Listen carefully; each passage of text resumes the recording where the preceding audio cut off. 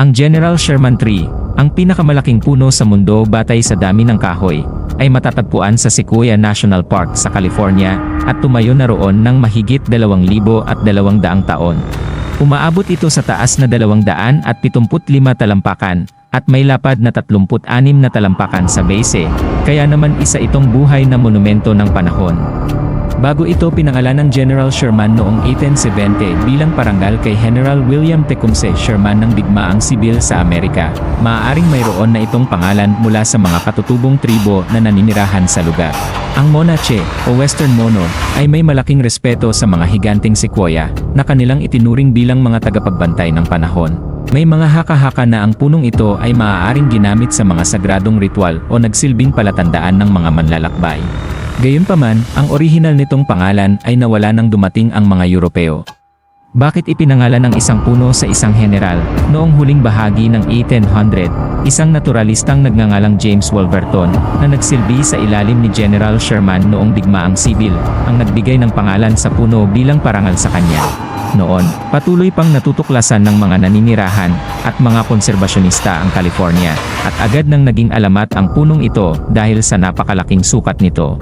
Maraming nag-aakala na ang pinakamalaking puno ay siya ring pinakamataas, ngunit hindi ito totoo.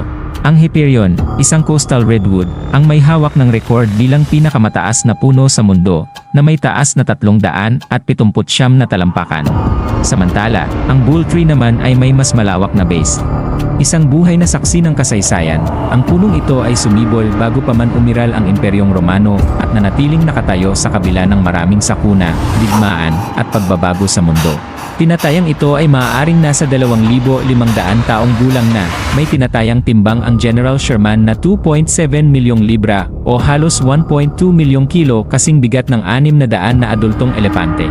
Ang isa sa mababang sanga nito ay may lapad na 7 talampakan na mas malaki pa kaysa sa karamihan ng buong puno. Isang sanga na maaaring maging sariling puno. Noong 2006, isang napakalaking sanga na may 100 talampakang haba ang bumagsak mula sa puno, dumurog sa isang bakod at bahagi ng walkway.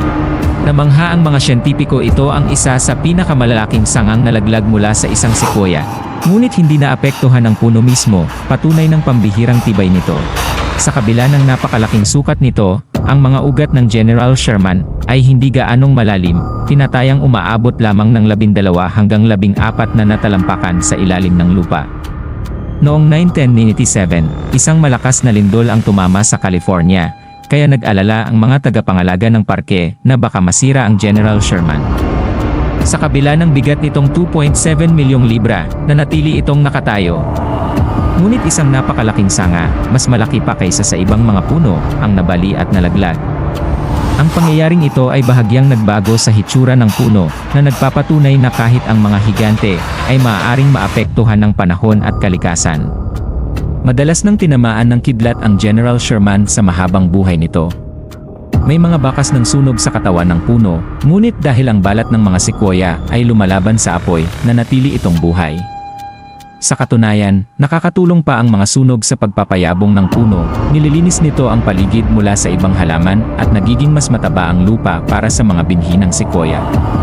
Ang mga ugat ng General Sherman ay umaabot sa 1 hektarya at nakakaugnay sa mga ugat ng ibang puno sa paligid. Ang nakatagong network na ito ang dahilan kung bakit napagtagumpayan nito ang daan-daang taon ng bagyo, sunog at tagtuyot. Ang puno ay may kabuuang dami ng kahoy na humigit kumulang 52,500 cubic feet, na siyang pinakamalaking puno sa mundo ayon sa dami ng kahoy sa katawan nito. Kahit na may mas matataas o mas malalapad na puno, wala ni isa ang may kasing daming kahoy gaya ng General Sherman. Sa kabila ng libu-libong taon nito, patuloy pa rin itong lumalaki bawat taon, na nadaragdagan pa ng mas maraming kahoy kaysa sa panghabang buhay na paglaki ng isang tipikal na puno. Bawat taon, nagdadagdag ito ng sapat na kahoy para makabuo ng isang punong may taas na 60 talampakan.